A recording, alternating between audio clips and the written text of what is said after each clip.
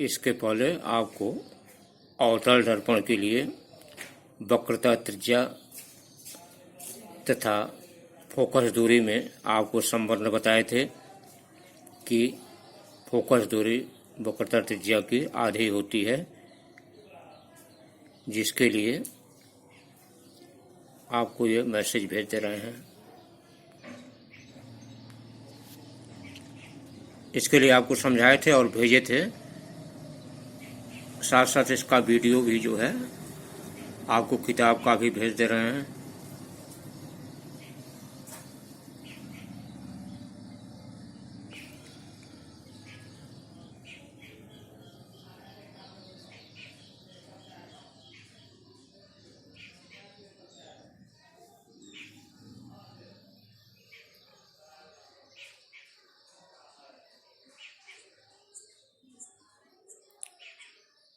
यहाँ तक यह अवतल दर्पण के लिए था। इसके बाद उत्तल दर्पण के लिए आज आपको इसके बारे में समझा देते हैं और इसका यह वीडियो जो है उत्तल दर्पण के लिए यह वीडियो आपको इसका भेज देते हैं।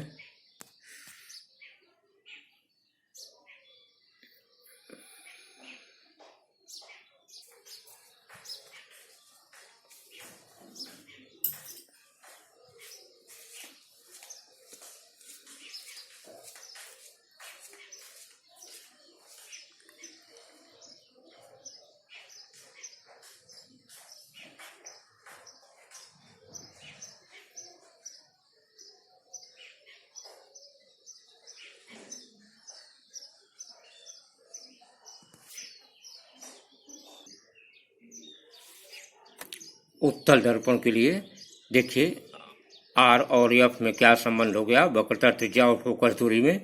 इसके लिए आपको पहले समझ लीजिए, उसको वीडियो दे दिए हैं किताब में क्या था। जैसे मान लीजिए कि इसमें होता क्या है, जैसे M1 और M2 जो है कोई एक उत्तल दर्पण है जिसका ध्रुव P, फोकस F तथा वक्रता केंद्र C है। माना AB कोई एक किरण आकर के टकराती है जो परावर्तित होकर के BD दिशा में चली जाएगी, जो फोकस से आती हुई प्रतीत होगी। इसके बाद यह जो है B बिंदु पर यदि हम अभिलंब खींचते हैं तो B को C के सिधाई में इस तरह से यदि हम बढ़ा लेते हैं यह, तो CBN जो है यह इसका अभिलंब होगा। यह देखेंगे, इसको सिद्ध करने के लिए आप देखें कि यह आपतित किरण AB, यह परावर्तित किरण और यह अभिलंब हो गया, तो यह कोण ABN यह आपतन कोण होगा और NBD यह आपका परावर्तन कोण होगा। परावर्तन के नियम से जानते हैं कि कोण I और कोण R ये दोनों आपस में बराबर होते हैं। इसके बाद ये देखेंगे कि जब यह दोनों कोण बराबर हो गए तो अब आप यह देखें कि AB PC के समानांतर है। ये दोनों समानांतर हैं क्योंकि ये मुख्य अक्ष के समानांतर यह किरण ली गई है। और NC जो है यदि तिर्यक रेखा हो या इसको मिलाती हो तो यह देखते हैं कि कोण NBD या कोण R जो है यह इस कोण BCF के बराबर होगा, क्योंकि यह कोण इसके संगत कोण होगा। कोण R के यह संगत कोण होगा कोण BCF। तो अब यह देखेंगे कि यह इसके बराबर हो गया संगत कोण के कारण। और दूसरी बात यह देखें कि यदि जो है दो लाइनें DF और NC एक दूसरे को यहाँ काट रही हैं तो इसके सामने का कोण NBA या ABN, इसके सामने का कोण यह होगा आपका CBF, इस कोण के बराबर होगा। यह कोण इस कोण के बराबर होगा जो कि शीर्षाभिमुख कोण होगा। तो जब दोनों कोण यह बराबर होंगे तो इसका मतलब कि यह दोनों कोण आपस में I और R बराबर हैं और R बराबर इसके अर्थात यह होगा कि कोण CBF यह कोण बराबर हो जाएगा इस कोण के। हम जानते हैं कि किसी त्रिभुज में जब दो कोण बराबर होते हैं तो उसके सामने की भुजाएं अर्थात BF बराबर यह भुजा BF बराबर FC की होगा। यहाँ देखते हैं कि यदि दर्पण का द्वारक छोटा है तो BF बराबर जो है यह PF के हो जाएगा, क्योंकि दर्पण का द्वारक छोटा होने पर यह B बिंदु P के निकट मान सकते हैं, जिससे यह होगा कि PF बराबर आपका FC हो जाएगा। जब यह दोनों बराबर हो जाएंगे तो हम जानते हैं कि PC जो है यह आपका वक्रता त्रिज्या है, यह वक्रता त्रिज्या, और PF क्या है आपका फोकस दूरी है। तो यह PC बराबर होगा PF धन FC, और PF धन FC दोनों जब बराबर हो गए तो इसका मतलब 2PF बराबर हो जाएगा PC के, अर्थात R बराबर जो है आपका 2F के बराबर हो जाएगा, या F बराबर हो जाएगा R/2। इस तरह से इसको आप सिद्ध कर सकते हैं। यह आपको वीडियो के द्वारा हम आपको समझा दिए हैं कि कैसे क्या होता है, और इसको वीडियो भेज दिए हैं, उसे आप अपना लिख लेंगे और पढ़ लेंगे। अगला स्टेप आप देखेंगे, UV तथा F में क्या संबंध होता है। इसका निगमन आपके कोर्स में नहीं है, इसलिए इसका सीधे डायरेक्ट हम आपको बता रहे हैं कि UV/F में क्या संबंध होता है। तो UV/F में देखें, यह 1/V धन 1/U इक्वल टू 1/F के होता है, जहां U जो है यह दर्पण से वस्तु की दूरी है, V जो है यह दर्पण से प्रतिबिंब की दूरी है, और F दर्पण की फोकस दूरी है। दर्पण से का मतलब यह हुआ कि दर्पण के ध्रुव से, और यह वस्तु की दूरी, और दर्पण के ध्रुव से प्रतिबिंब की दूरी, और फोकस दूरी की फोकस बिंदु का दर्पण के ध्रुव से दूरी, यह तीनों इसके UV/F का मतलब होता है। अब इसमें आप यह समझ लें यह होता कहाँ है, किस दर्पण में।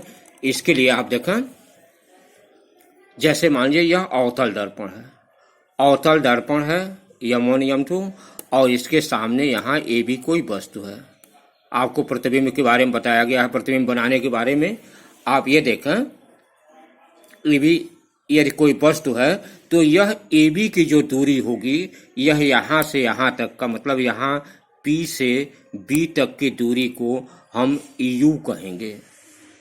इसको हम U कहेंगे।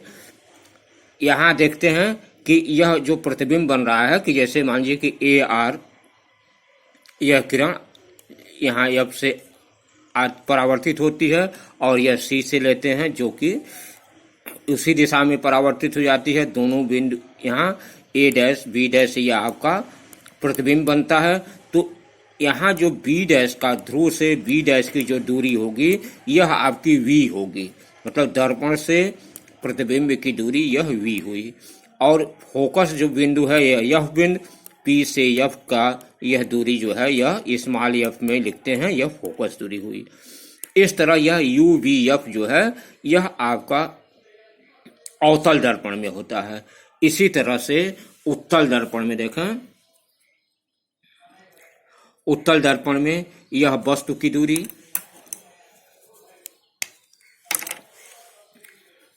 यह वस्तु की दूरी यहाँ से यहाँ तक, यह आपका U हो गया।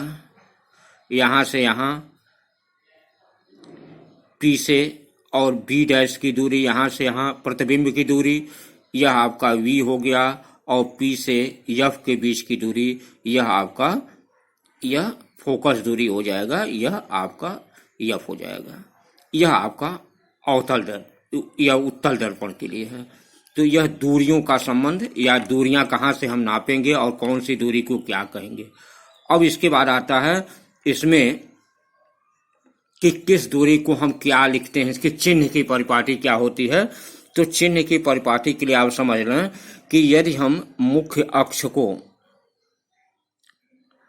अक्ष को ऐसे बढ़ा करके हम इस तरह से बढ़ा दें, और यहाँ दर्पण के ध्रुव पर यदि हम ऐसे एक लंबवत ऐसे एक रेखा ऐसे खींच दें और इसको हम यह कहें कि यह यक्स और यह यक्स डैश हो और यह आपका सीधाई में यहाँ से यह वाई और यह वाई डैश हो, तो आप निर्देशांक ज्यामिति के अनुसार ये जानते हैं कि यदि P बिंदु यह आपका ओरिजिन हो 0 0 हो तो यहाँ से हम इधर की जो दूरी नापते हैं P से इस साइड में जो दूरी नापेंगे वह धनात्मक होगा, यह दूरी धनात्मक होगी। P से बाएं की तरफ जो दूरियां हम नापते हैं यह निगेटिव होगी, इधर की दूरियों को हम निगेटिव के रूप में नापेंगे। अर्थात यह देखें कि ध्रुव से जो हम इधर की दूरी नापेंगे यह U जो होगा वह क्या होगा, माइनस होगा। यदि प्रतिबिंब ध्रुव के बाएं साइड में इधर बनता है, मतलब दर्पण के सामने बनता है, तो यह V भी माइनस होगा, क्योंकि यह भी जो है अक्ष के अनुसार देखेंगे कि इस अक्ष के अनुसार इस साइड में पड़ रहा है, अर्थात यह माइनस होगा। F भी आपका क्या होगा, यह भी आपका माइनस होगा। तो यह देखते हैं कि अवतल दर्पण के लिए आप यह देखें कि अवतल दर्पण के लिए जब हम प्रयोग करेंगे तो इसके लिए यह प्रयोग करेंगे कि U बराबर यह भी निगेटिव होगा, V बराबर जो है यह निगेटिव होगा, लेकिन V एक बार जो है जब प्रतिबिंब दर्पण के पीछे बनता है, अर्थात जब वस्तु जो है P और F के बीच में यदि हम यहाँ वस्तु रख दें तो दर्पण अवतल दर्पण के द्वारा प्रतिबिंब जो है पीछे बनता है दर्पण के, उस समय आभासी प्रतिबिंब बनेगा, प्रतिबिंब सीधा बनेगा। तो उस समय क्या होगा कि V प्लस होगा। तो अवतल दर्पण में एक स्थिति में प्लस होता है,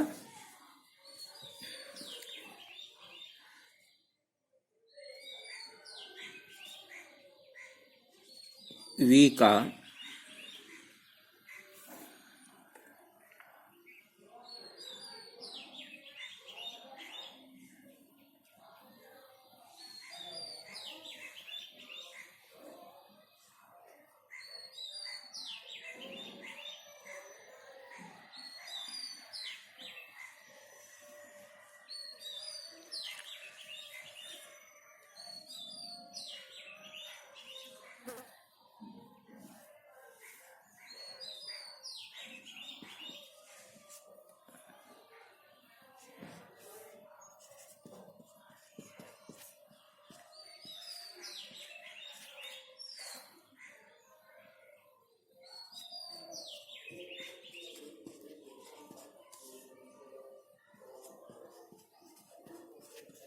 V का मान धन होगा जब प्रतिबिंब आभासी होगा।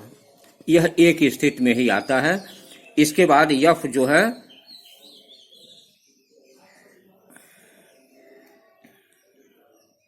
F का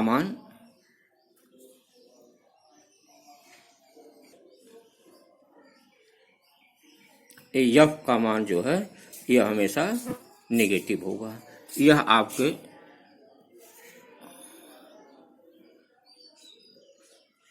इसके लिए अवतल दर्पण के लिए होता है। उत्तल दर्पण के लिए क्या होता है, उत्तल दर्पण के लिए आप देखेंगे कि U का मान हमेशा नेगेटिव होगा, V का मान हमेशा पॉजिटिव होगा और यहाँ F का मान भी हमेशा पॉजिटिव होगा। यह तीनों इसमें जो है, इसमें U का मान हमेशा नेगेटिव, V का मान प्लस और यह होगा।